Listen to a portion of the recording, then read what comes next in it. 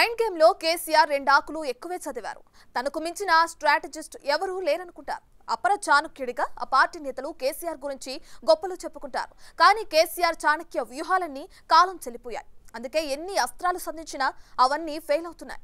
ఇప్పుడు కూడా పార్లమెంట్ ఎన్నికల ముందు చెప్పుకోదగ్గ ఎంపీ సీట్లు గెలుచుకుని పరువు దక్కించుకునేందుకు కొత్త మైండ్ గేమ్ మొదలుపెట్టారు.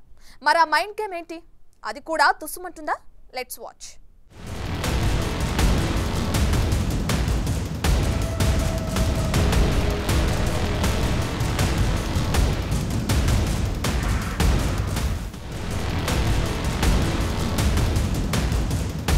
ఎవడు ఎప్పుడు పోయి బీజేపీలోకి వెళ్తాడో, ముఖ్యమంత్రి జంపు కొడతాడో, ఏమైతుందో.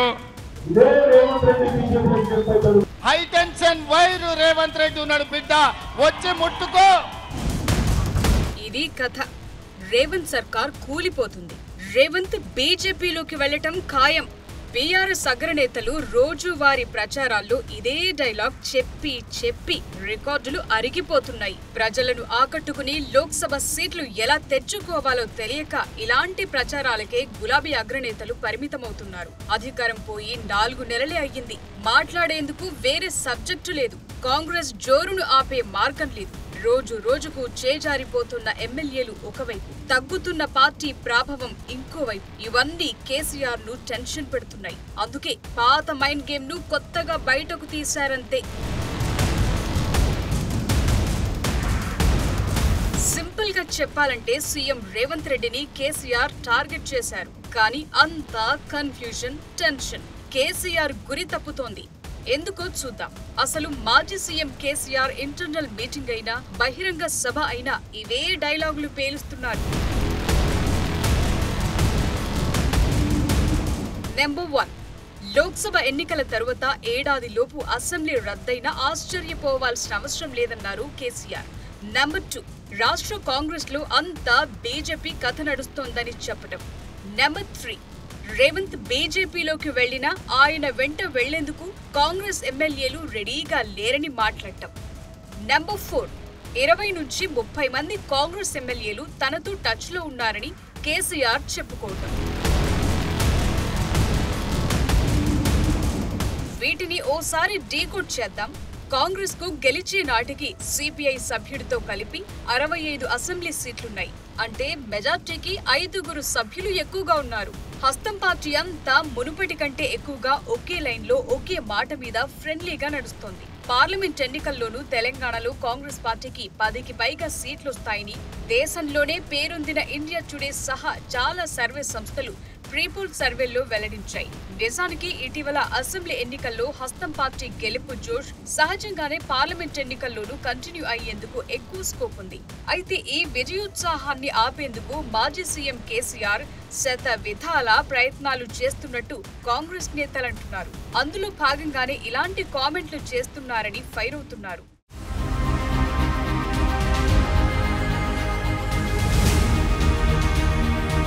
సీఎం రేవంత్ రెడ్డి జాతీయ మీడియా ఇంటర్వ్యూలైనా, స్థానిక ప్రచార సభలైనా కేసీఆర్, మోదీ జాయింట్ గా కౌంటర్లిస్తూ కామెంట్లు చేస్తున్నారు. ఈ 2 పార్టీలు ఒకరికి మరొకరు అన్నట్లుగా ఏ టీం బి టీం మాదిరిగా ఉంటున్నాయని కౌంటర్లు వేస్తున్నారు. గత అసెంబ్లీ ఎన్నికల్లో బి టీం ప్రచారం ఆ 2 పార్టీలకు బాగా డ్యామేజ్ చేసింది. అందుకే ఇప్పుడు కేసీఆర్ ఎవరికి ఎవరు ఏ టీమో ఆలోచించుకోవాలని మాట్లాడుతున్నారు. రేవంత్ ప్రభుత్వం ఏడాది కంటే ఎక్కువ రోజులు ఉండబోదంటున్నారు. కానీ ముఖ్యమంత్రి మాట్లాడే మాటలు చూస్తే, సభలలోనే వణుకుడు చూస్తే తిరగబడ్డ జనం తెలంగాణలో. సర్వే రిపోర్ట్లు వస్తున్నాయి, కాంగ్రెస్కు 2 సీట్ల కన్నా ఎక్కువ రావు అని. అంతటా అన్ని జిల్లాలలో కూడా రైతాంగం తిరగబడతా ఉంది. అందుకే ముఖ్యమంత్రి నిన్న నారాయణపేట సభలో ఆయన భయం, ఆయన కంపం చూస్తే ఈ గవర్నమెంట్ ఏడాది కూడా ఉంటట్లేదని మనం చేస్తా ఉన్నా. ఎవడు ఎప్పుడు పోయి బీజేపీలోకి వెళ్తాడో, ముఖ్యమంత్రి జంపు కొడతాడో, ఏమైతుందో. ముఖ్యమంత్రి ఈడో మాట మాట్లాడతాడు, ఢిల్లీకి పోయి బీజేపీ కోటేమని టీవీలో చెప్తాడు. అంటే ఏం జరుగుతుంది? ఎవరికి ఎవడు బీ టీము, ఎవరు కలిసిపోయినరు ఒకసారి ఆలోచన చేయాలి. కేసీఆర్ మరో అడుగు ముందుకేసి ఇంకో మాట అన్నారు. తనకు 20 నుంచి 30 మంది కాంగ్రెస్ ఎమ్మెల్యేలు టచ్ లో ఉన్నారని చెప్పటం. అసలు ఓవైపు కారు మొత్తం ఖాళీ అవుతుంటే ఆపలేకపోతున్న కేసీఆర్ ఏకంగా అధికార పార్టీ నుంచే తనకు ఎమ్మెల్యేలు టచ్ లో ఉన్నారని చెప్పుకోవటం కేసీఆర్ అస్త్రాలు పసలేకుండా పోయాయనటానికి నిదర్శనం అంటున్నారు. నిజానికి అధికార పార్టీ నుంచి ఎప్పుడైనా ఎక్కడైనా ప్రతిపక్ష పార్టీలోకి వెళ్లటానికి ఎవ్వరూ ముందుకు రారు. కానీ కేసీఆర్ తన వారిని ఆపేందుకు ఎప్పటిలాగే ఇలా మాటలతో మ్యాజిక్ చేసే ప్రయత్నాలు చేస్తున్నారు. కానీ తనకు తిరుగే లేదు, ఎదురే లేదనుకున్న కేసీఆర్ ను ఓడించి అధికారంలోకి వచ్చిన రేవంత్ రెడ్డి ఇప్పుడు వ్యూహాలను ఏకంగా అమలు చేసి చూపిస్తున్నారు. రోజుకో నేత కారు దిగి హస్తం పార్టీకి జై కొడుతుంటే కేసీఆర్ మాత్రం ఆపలేకపోతున్నారు. ఫోన్లు చేసినా ఎవరు ఫోన్లెత్తటం లేదు. ఇన్నాళ్లు కేసీఆర్ దర్శనం కోసం పడిగాపులు కాసిన వారు ఇప్పుడు సారు వద్దు కారు వద్దు అంటున్నారు. టచ్ లోకి వచ్చినా వద్దు వద్దు పొమ్మంటున్నారు. అది గులాబీ దళంలో జరుగుతోన్న స్టోరీ. నిన్న మన కేటీఆర్ అంటున్నాడు, మా కారు కొంచెం ఖరాబ్ అయింది, గ్యారేజ్కి పోయిందని. అరే పిల్లగా, నీ కారు ఖరాబు కాలే, నీ కారు ఇంజను అనుము చెడ్డది, ఇంకా మళ్ళా రాదు. తూకానికి అమ్ముడే, తూకం పెట్టి అమ్ముడే. వర్క్ షాప్ నుంచి మళ్ళా ఇంటికి రాదు. ఇనుప సామాన్లోనికి తూకం పెట్టి అమ్ముడే. నీ కారు నీ అయ్యనడుగు కావాలంటే ఇంటికి పోయి. నీ కారే కాదు, నీ అయ్య ఆరోగ్యం కూడా అనుంచెడ్డది. ఎందుకంటే 7 తారీఖు నాడు ప్రమాణ స్వీకారం ఉంటే ఆయననే నీ అయ్య బోర్ల పడ్డాడు, బొక్కలు ఇరిగిన ఇయ్యాలటికి నడవలేకపోతుంది. తాజాగా రాజేంద్రనగర్ ఎమ్మెల్యే ప్రకాష్ గౌడ్ కూడా కాంగ్రెస్ లో చేరేందుకు రెడీ అయ్యారు. ఇప్పటికే చాలా మంది బీఆర్ఎస్ ఎమ్మెల్యేలు హస్తం పార్టీలో జాయిన్ అయ్యారు. ఇంకా చాలా మంది రెడీగా ఉన్నారు. గేట్లు ఎత్తితే బీఆర్ఎస్ ఖాళీ అవుతుందని గతంలోనే సీఎం రేవంత్ చెప్పారు. ఇప్పుడు అన్నట్లుగానే తాజాలు మాజీలంతా హస్తం వైపే చూస్తున్నారు. పార్లమెంట్ పోలింగ్ నాటికి గులాబీ దళంలో ఎవరుంటారో ఎవరు మారుతారో తెలియని పరిస్థితులు నెలకొన్నాయి. అయినా కాంగ్రెస్ ఎమ్మెల్యేలే తనతో టచ్ లో ఉన్నారని చెప్పటం చూస్తుంటే కేసీఆర్ ది కాలం చెల్లిన మైండ్ గేమ్ గా చెబుతున్నారు. కవిత జైలుకెళ్లటం, కేసీఆర్ కు ఆపరేషన్ జరిగి కష్టాల్లో ఉన్న సమయంలో పార్టీని వీడుతారా అని సెంటిమెంట్ డైలాగులు కొట్టినా ఎవరు గులాబీ పార్టీలో ఆగటం లేదు.